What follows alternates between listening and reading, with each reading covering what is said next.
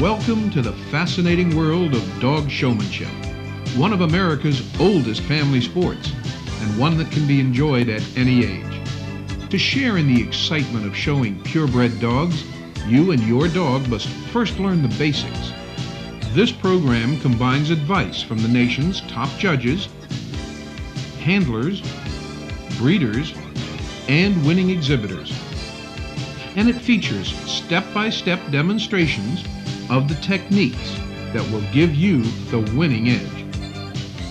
Here at the International Kennel Club of Chicago's annual dog show, 2,271 of the finest dogs in America gathered to compete. And Calcan dog food proved itself once more to be the dog food of champions. The best Bichon Frise, the best Welsh Terrier, the best Samoyed, the best Newfoundland, the best Lab, the best Rhodesian Ridgeback. 77 best-of-breed winners were Calcan dogs, raised on Calcan, magnificently successful with Calcan. No wonder top breeders recommend it.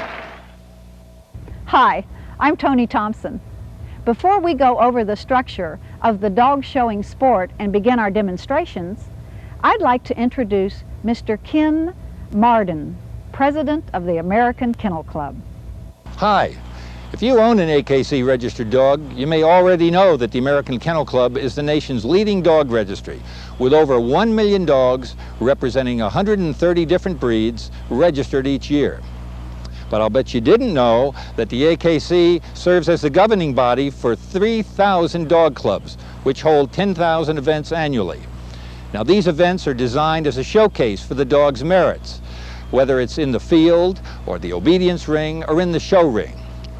Every year, thousands of people around the country attend dog shows to exhibit their finest stock, like Teddy here. And then they share ideas with other purebred dog owners. Now, dog shows also provide an excellent opportunity for the newcomer to decide which breed best suits his or her needs. But finding the right dog is only the beginning. The real satisfaction comes when you learn how to show your dog to his best advantage and gain the championship he deserves. Now let's explain how the dog showing sport is structured. Although this process is simple, it can be a bit confusing at first. The American Kennel Club recognizes 7 dog groups. The herding group, the hound group, the working dog, the terrier, the sporting group, the non-sporting group, and the toys. There are 5 classes in which dogs of each breed compete. In these classes, males, referred to as dogs, compete only against other dogs, while females, referred to as bitches, compete only against other bitches.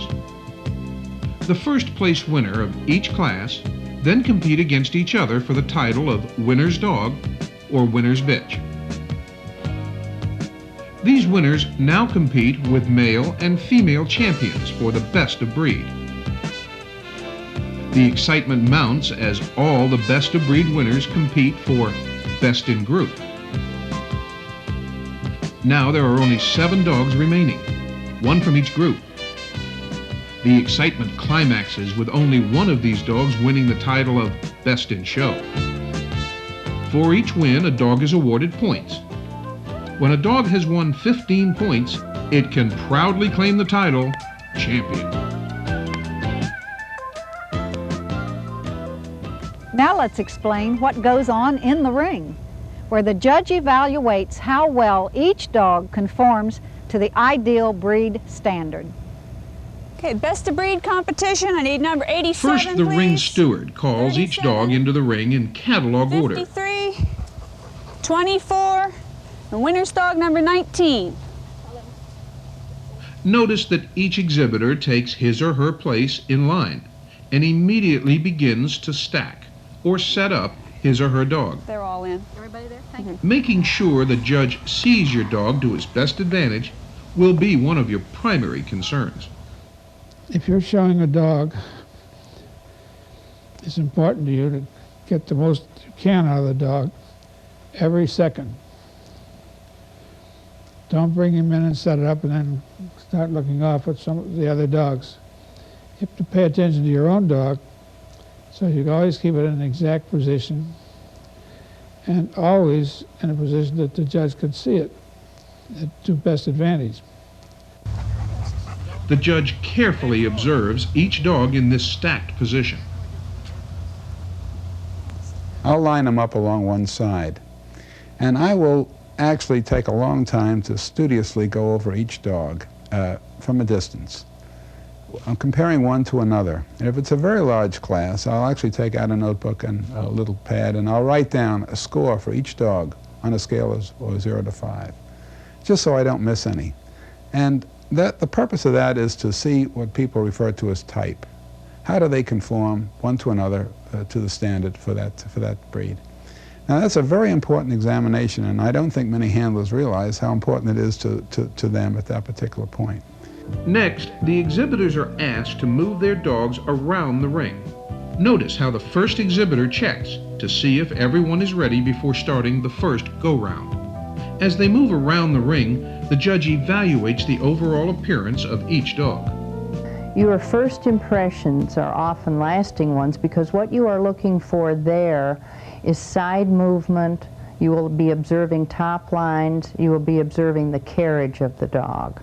And so that is being filed away at that moment to be used then as you do your individual examination. All right, it's very important that first go around. It's your first look at a group of dogs. And what you're seeing is, as they go around, you're seeing dogs, the backs of the dogs. You're seeing whether the dog has any balance in his movements. You're seeing whether he reaches out with his front legs, so on. And you get a good opinion of these dogs as to their general appearance.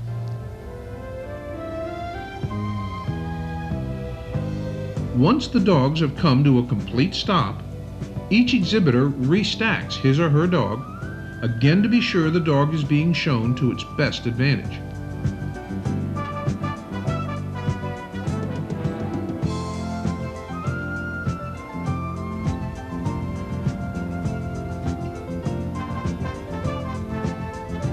Starting with the first dog in line, the judge will now examine each dog individually, comparing its conformation to the ideal breed standard. This exhibitor restacks his dog before the judge approaches.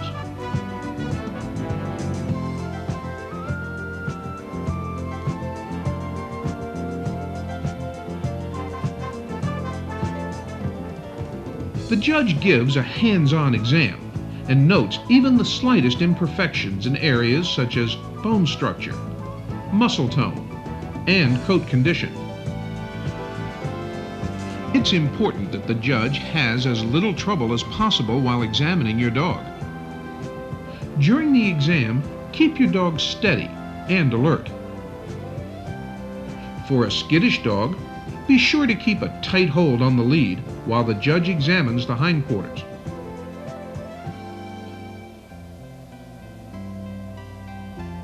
Now that second examination is to determine what faults. Are there any real serious faults? Is the bite correct? Are the eyes dark? How does the nose appear? And so on. And the top line and that sort of thing.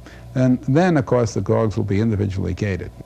Once the examination is over, the judge will ask you to lead your dog through one or more specific patterns. Pay close attention to the judge's instructions. Here, individual attention is given to the dog's movement, balance, style, and ring presence.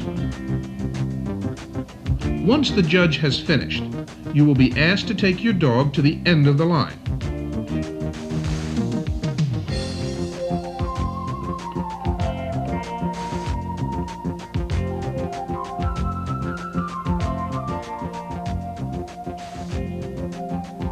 And the judge begins to examine the next dog. Once each dog has been examined, the judge may move some of the dogs to new positions for a better comparison one to another.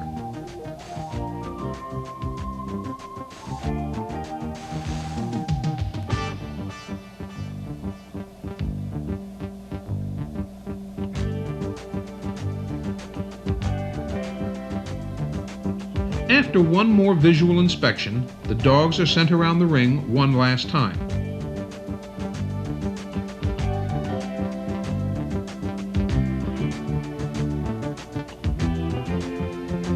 It's during this last go-round that the judge makes the final decision.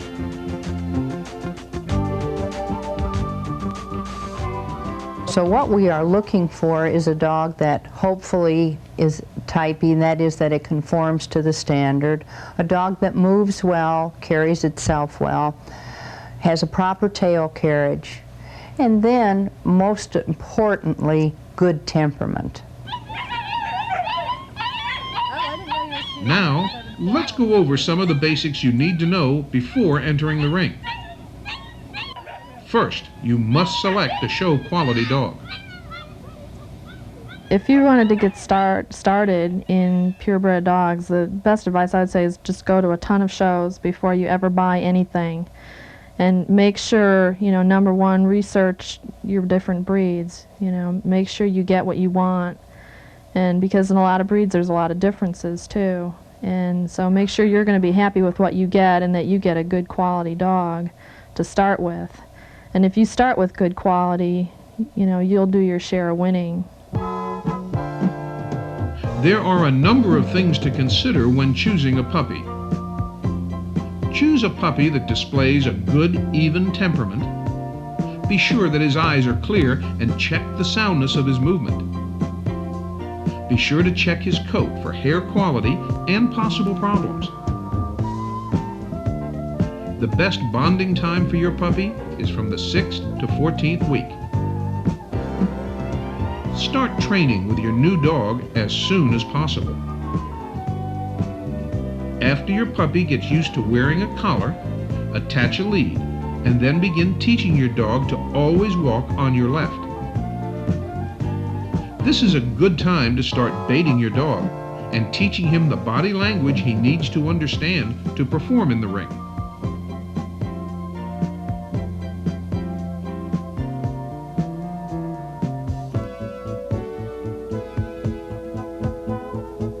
Also, it's never too early to start stacking your dog. Acquaint your dog with the examination procedure at an early age. This will make him more comfortable in the ring. A relaxed dog always makes a good impression on the judge. Remember to show your dog affection and reward him when he performs well. As the puppy grows, he must become accustomed to riding long distances in your car.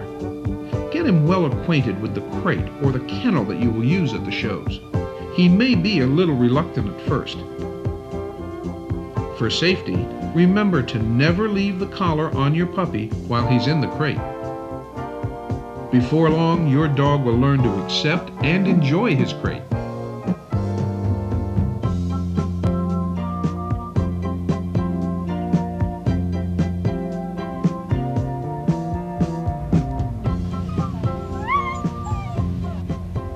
Posing or positioning your dog to its best advantage is called stacking. This is an essential part of displaying your dog's outstanding features. Let me demonstrate this procedure to you.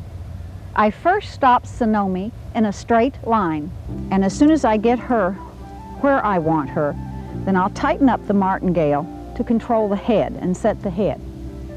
Then I'm going to set the front end. This is what the judge will see first.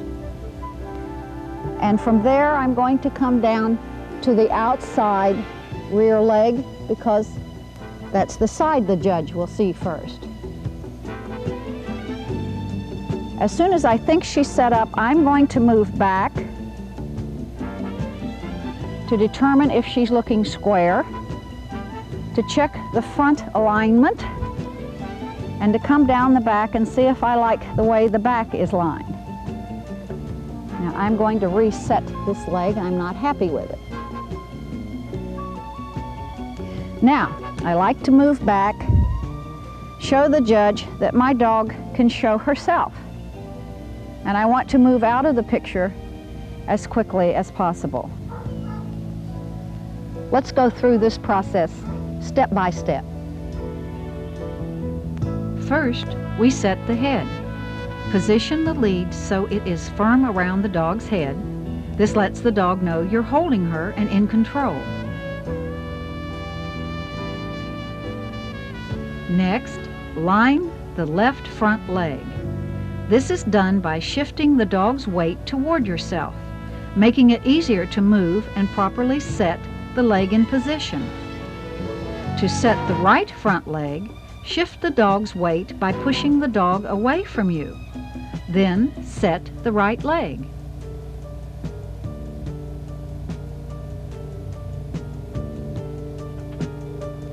Now gather the lead in your right hand and prepare to set the hindquarters.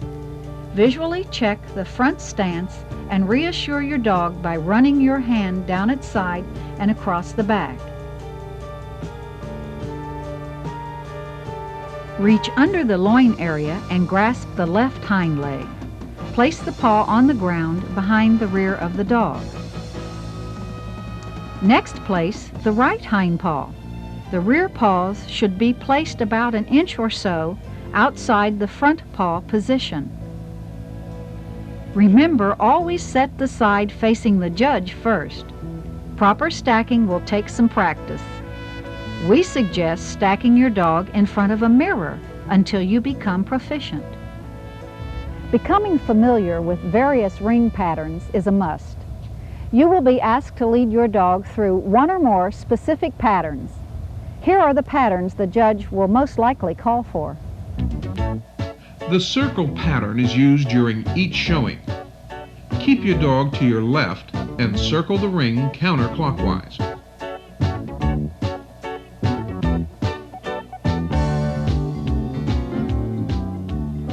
The L pattern is unique.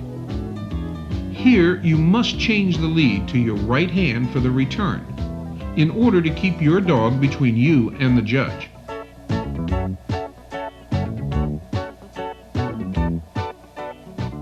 The triangle pattern is used for many larger breeds. Notice how the exhibitor turns the dog when making a sharp corner. In the down and back, also referred to as the I pattern, it is important to keep your dog in a straight line, going away from and coming toward the judge. Any open area is suitable for practicing these patterns. Fun matches are a real good way to get your dog experience. That and also like confirmation classes that local kennel clubs will have, because it's a real good way for you to really practice with your dog. And you can practice at home, but when you get them out to a fun match or to a class where there's a lot of other breeds of dogs, you're going to see how well your dog is going to behave for you in a real show. And the fun matches are just for fun, and it's a good place to get started. The dog's movement is called gaiting. Let's listen to some professional advice on gaiting and proper ring attire. Well, movement, again, is a very important characteristic of every breed, and it defines, in my mind, the epitome of what that dog is to characterize. For example, in a bulldog, which is a sturdy, strong, noble breed, he has a rolling gait, which is characteristic of a bulldog. You take the chow, for example. A cow has a very different gait. He's stiff-legged, and this stiffness, which is a characteristic of a chow, would be a fault, perhaps, in another breed. So I'm looking to see that the gait of the dog is characteristic of what the standard calls for. Before you ever go in the ring, you really should be aware of what the standard for your breed is, and what is expected of your breed, and especially in terms of gait, whether you should be moving your dog faster or moving the dog a little slower. You should keep in mind at any time what the dog was meant to be and what its original purpose was for. Well, the movement on dogs naturally goes back to the beginning, soundness. And every breed doesn't move alike. Some have different tracks and some have different ways of moving. And that's where the owner, handler, comes into good work, because you learn your dog's way of doing things, and you can trot, gallop, or whatever makes your dog look best and do best in their gait. Proper attire is important in any sport. And that certainly it aids in the presentation of a dog. If you bring a good, well-groomed dog into the ring, and that here you are in a pair of cut-off jeans and a tank top, that certainly the overall picture is not good. You definitely will detract from your dog. I believe gentlemen should wear coats and ties in the ring, and the women dresses. Baiting is a common ring practice. It helps to animate your dog's expression throughout the show and also serves as a nice reward. We asked Dr. Jillian Irving to explain and demonstrate baiting with her champion German Shepherd dog, Regal. When I take Regal into the show ring, I bait him. And baiting is the use of a piece of food or a squeaky toy. Regal tends to like liver. And baiting is used to have him more animated and get his ears up nice and erect. As you can see, he watches me very closely and follows my hand movements all the time. In fact, he's so well trained that I can take the liver out of my hand and he will follow the same movements. This occurs after a dog has been shown for many years in the show ring. The ability to use the bait I'll demonstrate it now, is I'll stand him up, stand Regal, get him into a show stand, and then bait him. And as you can see, he's very alert and watches my every move. I can also take the liver and put it down like this to get a nice neck, and then I'll give him a little bit to give him a treat. Then I'll take the liver back again, and I'll throw it for him. And you can see how very alert he is. Now, we never let the dog get the liver off the ground. We always reward the dog from our hands. If we did this continuously from the ground, he would be searching the show ring all the time for pieces of bait. Liver can be used in various ways in the show ring. One of the ways is, as I demonstrated before, using your hand and putting it in front of the dog's face. Another way is to bring the liver up and actually put it in your mouth, like this. All these different ways are used to gain the dog's attention in an often very grueling and long show setting. The purpose is to keep the dog's attention throughout the whole show. An important aspect of baiting is the clothing you wear. You like to wear loosely fitting clothing with a large right pocket because you will be using your left hand to hold the lead in. Another possibility is to wear what we call a bait bag, which is a small bag made of leather or cloth, which is attached to your clothing by a safety pin. But remember, the most important thing is to put on a smile and have a good time.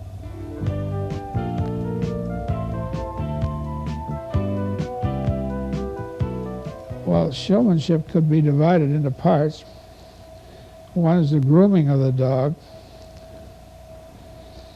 and the second would be showing it. And both, you see, require training. What the handler does is first, he generally knows the breed, knows perfectly how to groom it, and then he knows how to show the dog in the ring. Grooming your dog properly before entering the show ring is of the utmost importance. A clean, well-groomed dog will display its finer points to the very best advantage. The proper grooming of a show dog is extremely important, and perhaps more so in some of the breeds than in others. But in all breeds it is definitely necessary. Miss America with a dirty face and her hair uncombed wouldn't get very far in a contest, and nor will a show dog. The grooming is essential because you'll be going up against dogs who are properly groomed, and an unkempt dog or a dog that is unbathed well, obviously comes in at a disadvantage. To me, it's the dog is not being shown to its ultimate when it comes in improperly groomed. So grooming is an essential part of the show business, and you should come in there and have your dog in proper coat, proper appearance in every which way. Long-haired breeds require careful grooming. This may include extensive brushing and even use of a portable hairdryer to help your dog look its best. Even short-haired dogs require careful grooming. Long-eared dogs, like this Basset Hound, also require careful ear cleaning. Each breed has specific grooming requirements. These requirements should be an important factor when selecting the breed that's right for you. Your dog's health care and nutrition cannot be overemphasized. Careful guidance in diet and exercise will do more to enhance your dog's strong points in the show ring than anything else. Dr. John Bauer, Associate Professor and Committee Chairperson for the University of Florida's Veterinary Nutritional Sciences, explains your dog's health requirements.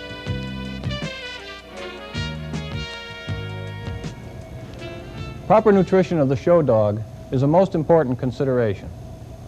The heartbeat, the immune system, the muscles and bones, even the animal's hair coat, all depend upon sources of energy, vitamins, minerals, and water. And these things must be provided daily. The show ring can increase your dog's nutritional requirements. The stress of travel to and from shows, changing environments, and psychological stress can increase these requirements typically by as much as 25%. If your dog's need for additional energy is of short duration, the diet can be supplemented or changed by adding 1 tablespoon of corn oil per can of dog food or per cup of dry food. Your dog's energy level will be increased. At rest breaks or during the show at various intervals, the use of a highly digestible, high-energy food like liver is advisable. If your dog's need for additional energy must be maintained, anticipate your dog's schedule and increase the number of calories per pound of his daily food ration. No matter what type of dog food you choose, be it dry, canned, or even homemade, make sure its nutritional composition is adequately balanced. My best advice when selecting a commercial dog food is to carefully read the labels and consult your veterinarian. He can best analyze your dog's individual needs. Even after you've mastered the basics of conformation ring showing, you'll still have many questions. We've asked some of the nation's most reputable dog fanciers to share their knowledge and advice. One of the most common questions that is asked any judge is, what is your favorite breed, and do you favor a breed at a show when you are judging as far as placing them? And my honest answer to that is no. And I personally, I admire a good dog of any breed, and this is the way it should be and generally is with most judges.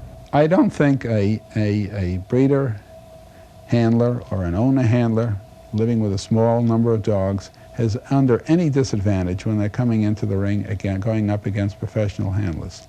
First of all, they know the dog better than the professional handler does. Second, if they know the breed, they know how it should be groomed, and it is groomed properly, they have as good a chance getting in there as the professional.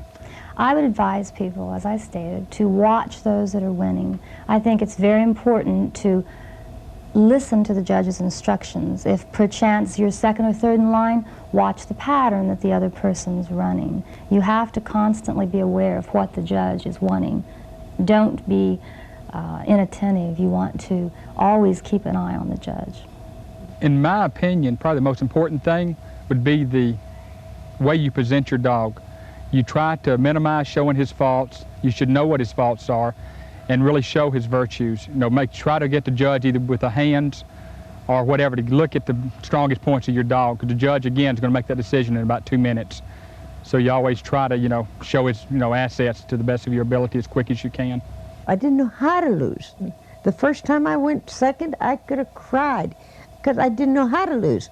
But I looked that other dog over, and I was very happy because I felt, although I only went second, I had the best dog in that ring, and I knew it. But whatever the judge was looking for, he found in the other dog he didn't find in mine. Sometimes in very big classes, I make out a schedule in advance. Like if I have to do 100 Dobermans, I make up a little schedule and I rate them 1, 2, 3, 4, so forth. That takes more time, but sometimes people come up to you and want to know what you didn't like about their dogs.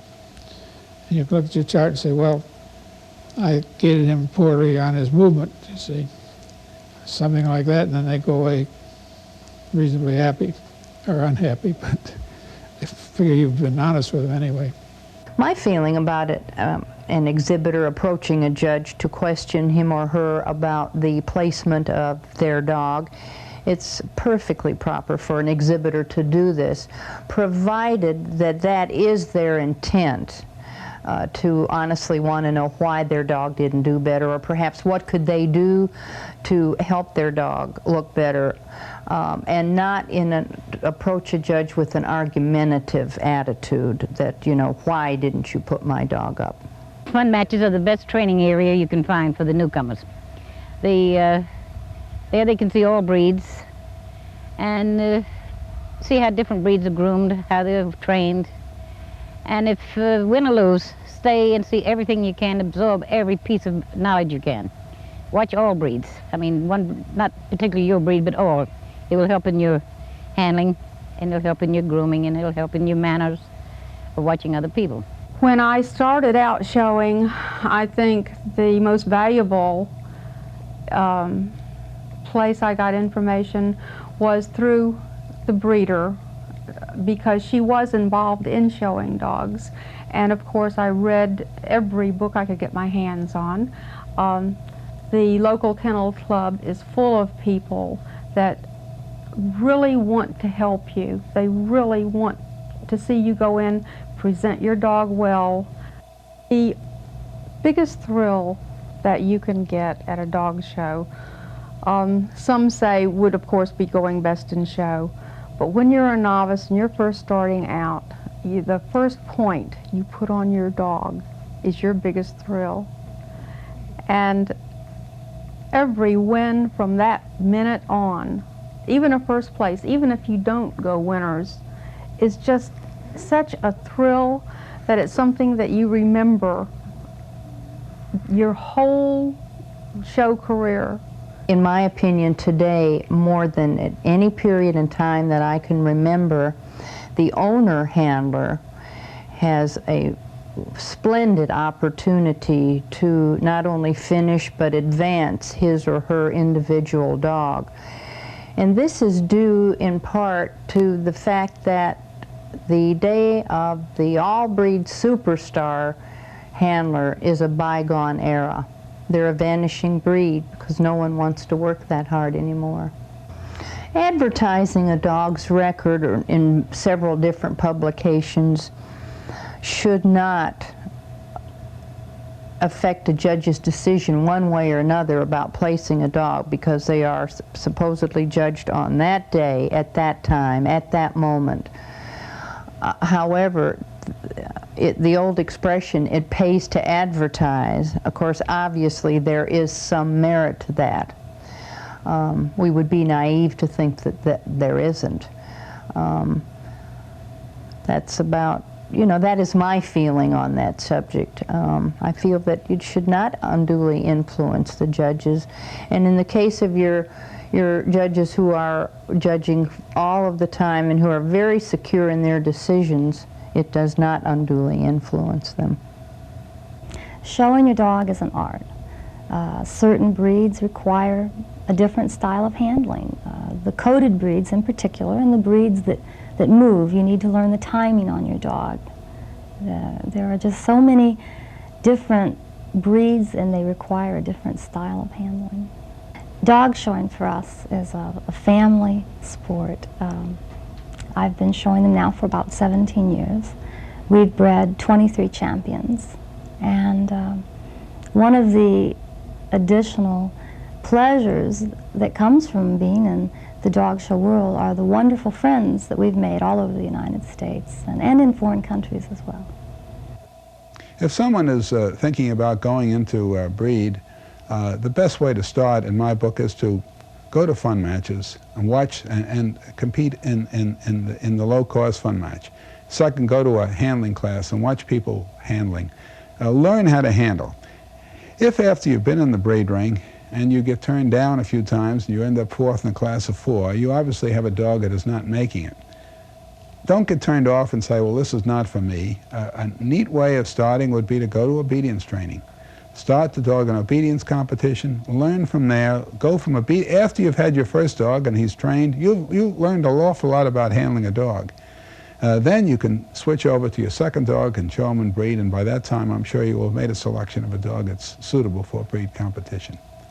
My advice to the new people, to the neophytes, to the new exhibitor is to not be too easily discouraged. This is one of the few sports where an amateur competes with the professional. And you cannot expect to overnight learn what they have learned, spent their lifetime, devoted their lifetimes, as a matter of fact, to the knowledge they have acquired in presenting and training show dogs. So it can be done, you can win, but you must, you have to pay your dues, so to speak. Just as in any other business, it is not learned overnight. You mustn't be too easily discouraged. You have to hang in there, and practice makes perfect. Now let's review what we have learned as we observe this Best in Show demonstration. The ring steward calls each dog into the ring by catalog order. You receive your number at the time of show registration. Each exhibitor immediately takes his or her place in line and begins stacking their dog. The judge first observes each dog in this stacked position. As the judge mentally compares each dog to the ideal breed standard, it's important for the exhibitor to pay close attention to the judge. This Chow Chow also seems to be paying close attention to the judge, and occasionally to his competition. Even this veteran of the show ring needs to be baited occasionally to keep his attention up.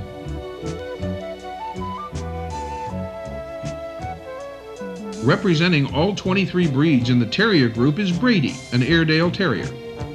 Remember, Best in Show competition means one representative from each group. The Toy Group, the Non-Sporting Group, the Sporting Group, the Terrier Group, the Working Dog Group, the Hound Group, and the Herding Group. Once the judge has observed each dog in the line, all dogs are asked to circle the ring for the first go-round.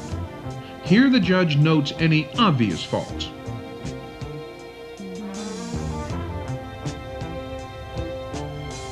Some dogs obviously take longer than others, so it's important to gait your dog properly as to show it to its best advantage. Next, the judge individually examines each dog, carefully comparing it to the ideal breed standard. Large and medium-sized dogs are examined while standing on the ring floor. The judge will examine your dog's teeth. This Chow Chow must also show his tongue, which must be blue-black in color. Members of the toy group are examined on a table. This gives the judge a clearer view of the dog's legs and underside. Learning to properly gait your dog to bring out its best points is important. This handler gaits his Rottweiler quickly to accentuate his strength, size, and muscle tone. The handler moves well away from the dog so as to not interfere with the judge's view. You will be asked to lead your dog through various patterns, such as this triangle. The Chow Chow standard calls for a stiff-legged gait, and his exhibitor paces himself accordingly. Properly gaiting your dog can be a most impressive sight. The judge may reposition some dogs before making a last observation. She then sends the entire group for the last go-round. As the dogs are in motion, The judge decides on the one dog that will have the honor and prestige of being proclaimed best in show.